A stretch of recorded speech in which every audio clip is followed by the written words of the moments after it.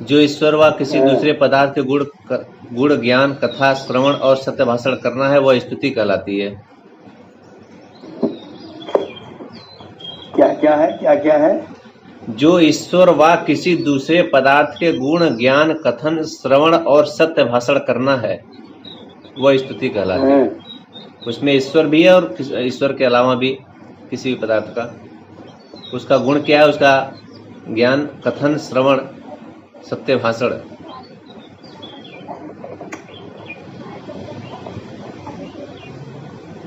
स्तुति शब्द का मुख्य अर्थ है गुण वर्णन।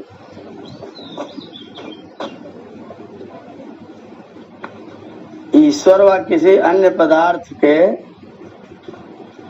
जो गुण है, उनकी कमियां, उनकी अच्छाइयां, जो कुछ भी है। इसमें एक सूत्र लिखा है आचार्य, गुणेषु गुणारोपणम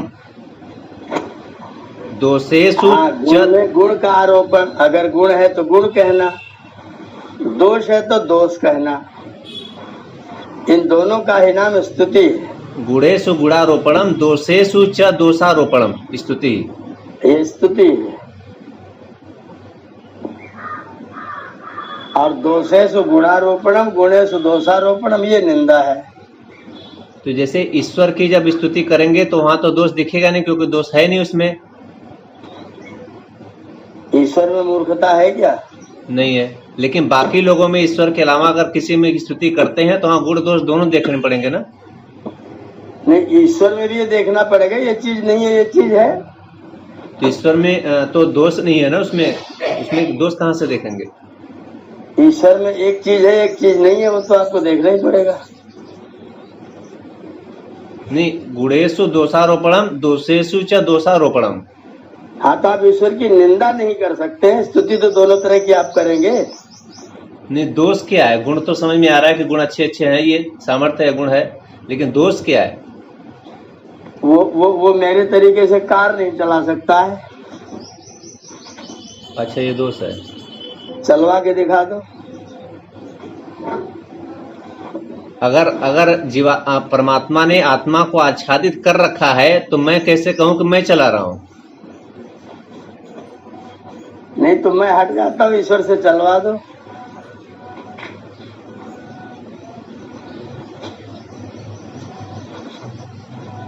मैं गाड़ी में नहीं बैठता हूं और ईश्वर मेरी गाड़ी चलाए।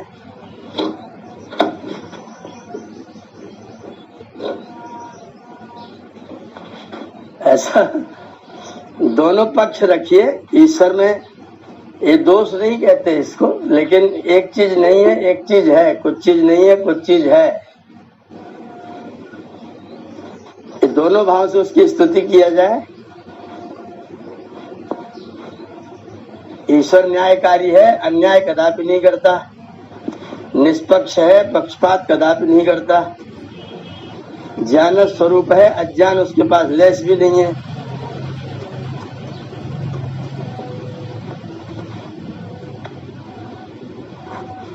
तो इस भाव से ईश्वर की स्तुति करिए। इसको इन्होंने सगुणोपासना निर्गुणोपासना कह रखा है सत्यार्थ प्रकाश में। उसको उन गुणों से सहित देखना, उन गुणों से रहित देखना।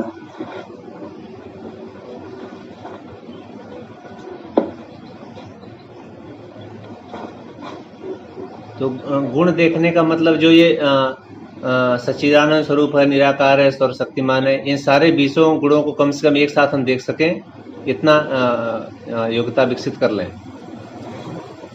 हाँ, तो उसके इन गुणों का वर्णन करना, इन गुणों के साथ उसको स्मरण करना, वो स्तुति है। इन गुणों के साथ में उसका स्मरण करना स्तुति है। और अपनी अक्षमताओं को देखते हुए, अपनी कमियों को देखते हुए, अपनी मजबूरियों को देखते हुए, अपनी असहायता को देखते हुए उससे सहायता की याचना करना, ये प्रार्थना है।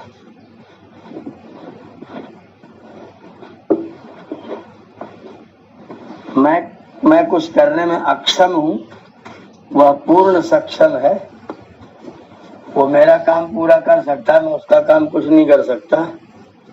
इस चीज को देखते हुए उससे फिर प्रार्थना की जाती है कि आपकी कृपा हो जाए तो मेरा भी ये काम हो जाए। तो सगुण और निर्गुण, जो गुण नहीं है उनकी बात करना निर्गुणता है, जो गुण है उनकी बात करना सगुण है।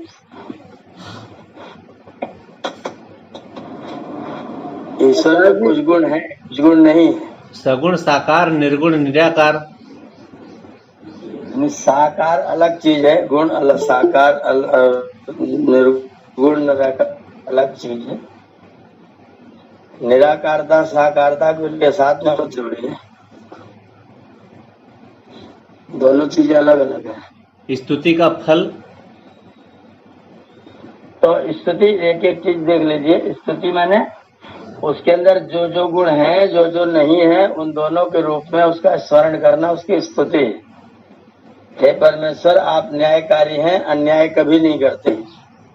हे परमेश्वर आप दयालु हैं, निर्दयता कभी नहीं करते। हे परमेश्वर आप निष्पक्ष हैं, सपक्ष कभी नहीं होते। इस तरह से उसके गुणों का वर्णन करना जो है वो स्तुति है।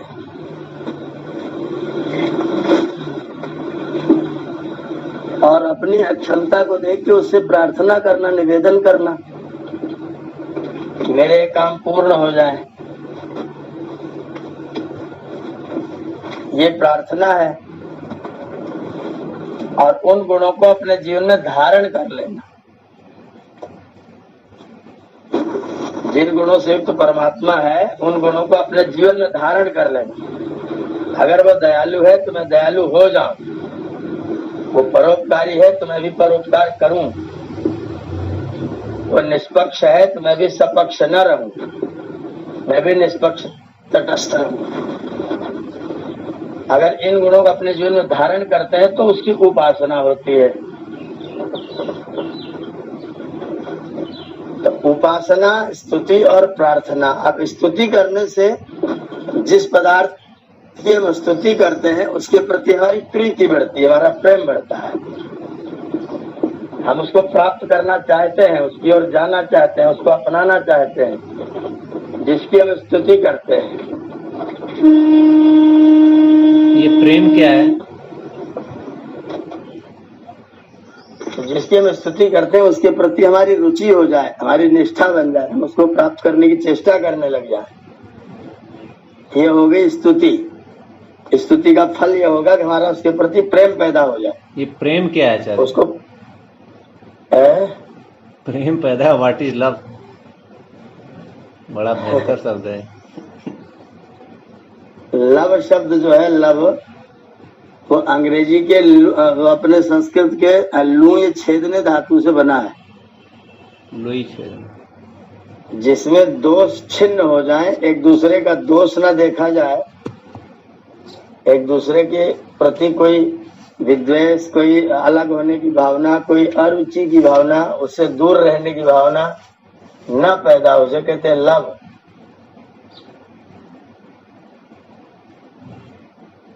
लुनाति छिन्नति येन यस्मिन् वा सलवा। जिसके द्वारा अपने दोषों को नष्ट कर देते वो लव है। तो हमारा परमात्मा से प्रेम पैदा हो जाए, उसको प्राप्त करने की इच्छा हो जाए, उसी में मेरा मन लगने लग जाए, रमण करने लग जाए, ये स्तुति का फल है। वाह वाह, कितना अच्छा है, इसको पा जाऊं, इससे मिल जाऊं तो कितना जीवन का आनंद हो जाए, जीवन धन्य हो जाए, यह स्तुति का फल है। जब आप अपनी अक्षमता को देख करके प्रार्थना करते हैं तो आपके जीवन में निरभिमानिता आती है, अहंकार शून्यता आती है, आपके अंदर से अभिमान घमंड नष्ट होता है, दूर होता है। ये प्रार्थना का फल है। प्रार्थना क्या है? प्रार्थना है। प्रार्थना किसी चीज को प्राप्त करने का पूरा पुरुषार्थ किया, पूरा श्रम किया, पूरा मेहनत किया, मन से, बुद्धि से, शरीर से, सबसे मेहनत किया, लेकिन फिर भी सफल नहीं हुआ। तो जो सफल कर सकता है, जिसके पास ये चीजें उपलब्ध हैं, जो सफलता दे सकता है, उससे जाकर के सहायता की याचना करना, सहायता मांगना, ये प्रार्थना है। और इस प्रार्थना को करेंगे तो इसका प्रतिफल यह होगा कि अहंकार नहीं होगा, अभिमान नहीं होगा, घमंड नहीं आएगा। जब मेरे पास कुछ है ही नहीं तो अभिमान किसका करूं? जो है मेरे पास तो उसी का है, अभिमान करने का कोई अवसर ही नहीं है। यहाँ लिखा हुआ है, अपने पूर्ण पुरुषार्थ के उपरांत उत्तम कर्मों की सिद्धि के लिए परमेश्वर या किसी सामर्थ्य वाले मनुष्य से सहाय लेने को प्रार्थना करते हैं। हाँ, अपने पुरुषार्थ उपरांत जिससे भी उस कार्य की पूर्ति हो सकती हो, उससे उसके लिए कहना, याचना करना, सहयोग मांगना प्रार्थना है। प्रार्थना के फल में अभिमान का नाश, आत्मा में आर्द्रता, गुण ग्रहण करने में पुरुषार्थ और अत्यंत प्रीति का होना प्रार्थना का फल है। आत्मा में आर्द्रता क्या है? आर्द्रता माने गीलापन, कोमलता, नरम हो जाए, सहज हो जाए, सरल हो जाए, बनावट न रहने पाए, यह है आर्द्रता। घमंड तो कठोरता से क्या है? घमंड ये सूखापन है, कठोरता है क्या? तो स्तुति से रुचि, प्रीति बढ़ना, प्रार्थना से निराभिमानता होना, अहंकार शून्यता होना, और उपासना से आनंद और अंत में मोक्ष की प्राप्ति होना। ये तीनों चीजों का फल है। और ये तीनों एक ट्रायंगल है, एक त्रिभुज है। ये एक अकेला कभी नहीं होता है। ये होंगे तो तीनों ही होंगे। अगर आप खाली गुण वर्णन करेंगे, आगे नहीं बढ़ेंगे, तो फिर आपकी चापलूसी है। फिर आप जो है घी चुपर रहे बिना मतलब में, लेना एक न तो आप स्तुति के आगे नहीं बढ़ते हैं तो फिर चापलूसी कर रहे हैं। अगर प्रार्थना के आगे नहीं बैठते हैं तो फिर भीख मांगते हैं, फिर आप याचक हो जा रहे हैं। इसलिए स्तुति करनी है तो प्रार्थना भी करनी है, प्रार्थना करनी है तो उपासना भी करनी है, और तीनों एक एक भुजाएं हैं आपकी सफलता के लिए। जब तक हम किसी की स्तुति करें, उसका गुण वर्णन करें, गुण ही वर्णन करते रहे, तुम बहुत अच्छे हो, तुम बहुत अच्छे हो, वो भी अकच्छ हो जाए, इसको क्या पड़ी बिना मतलब में पीछे पड़ा हुआ है, तुम बहुत अच्छे है, तो आगे बढ़ेगा, कुछ करेगा। इसमें उपासना में आचार्य जिससे ईश्वर ही के आनंद स्वरूप में अपने आत्मा को मग्न करना होता है। इसमें एक चीज आई कि स्तुति और प्रार्थना ईश्वर के अलावा से भी की जाती है, की जा सकती है। की जा सकती है, लेकिन उपासना केवल ईश्वर से होगी। स्तुति और ईश्वर के अलावा कोई उपासना के योग्य है ही नहीं। आप उसके गुण को धारण करें, आप जड़ हो जाएंगे क्या? जड़ की उपासना करेंगे तो उपासना का मतलब वो हो जाना। तब जड़ की उपासना करके जड़ हो जाना। जड़ होना हो, जड़ होना है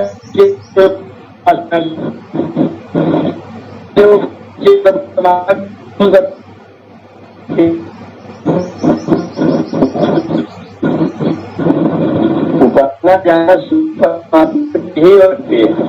जड़ का उपासना करेगा तो पेड़ बना लेगा।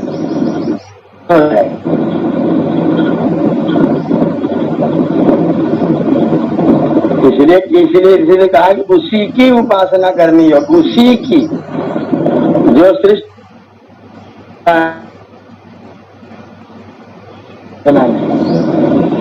उपासनीय केवल ईश्वर है।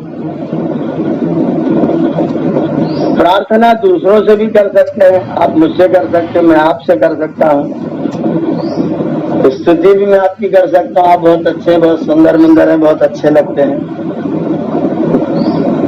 आपकी की जा सकती है, गुणों का वर्णन किया जा सकता है, लेकिन आपकी उपासना नहीं हो सकती। उपासना तो प्रभु की ही करनी है।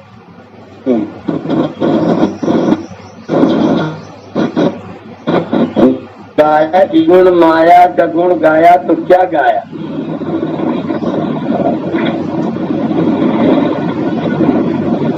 मैं आरंभ में कह रहा था कि जैसे ये स्तुति प्रार्थना उपासना करते करते समाधि लग जाने की बात है उपासना में, तो समाधि में क्या है? यही है उपासना में, मतलब एकदम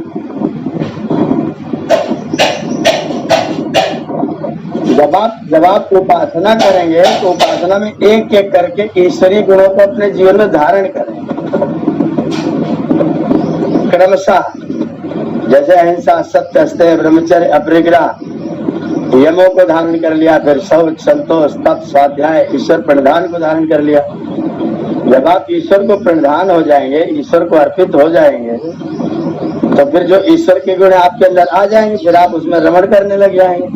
तो उसमें सम्यक आधि, सम माने अच्छा, आप माने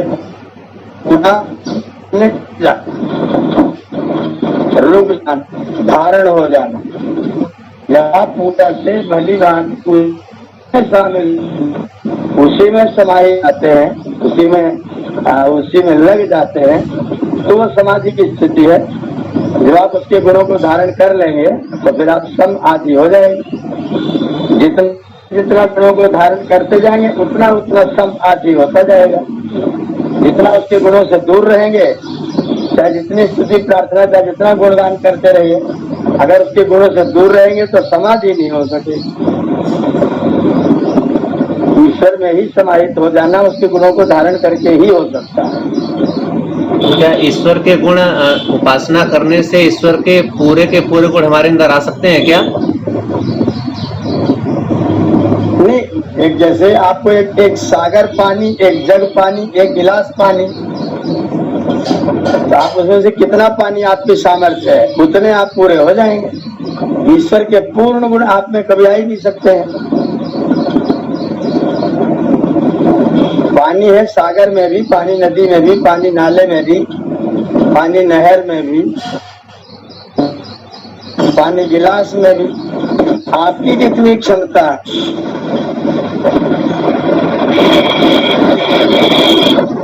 जितनी आपकी क्षमता होगी उतना पानी आपके लिए है, उतना गुण आपको मिल जाएगा।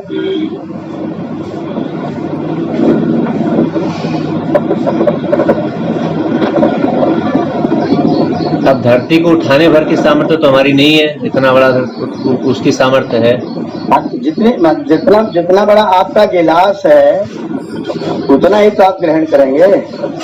तो जो हमारी पात्रता, हमारी क्षमता, हमारी सीमाएं, हम असीम तो है नहीं, हम तो ससीम है। तो ससीम को असीम फल कैसे मिल सकता है?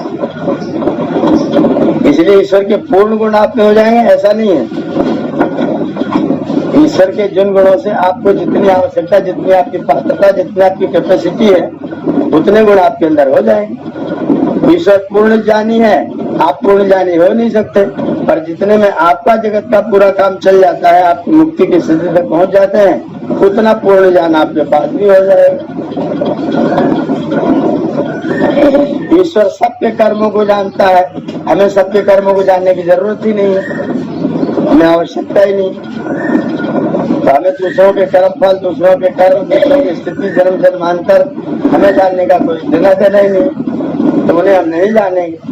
ईश्वर को न्याय व्यवस्था सबके कर्मों का फल देना है, मुझे किसी के कर्मों का फल नहीं देना है, मुझे उसके कर्मों को जानने की आवश्यकता नहीं है। इसलिए जो ईश्वर का ज्ञान है, पूर्ण ज्ञान, उस ज्ञान को तो हमें कोई मतलब ही नहीं, पूर्ण ज्ञान होने का, जो जिससे हमारा लक्ष्य सिद्ध हो जाए, उतना ज्ञान आपको ईश्वर की उपासना से प्राप्त हो जाए।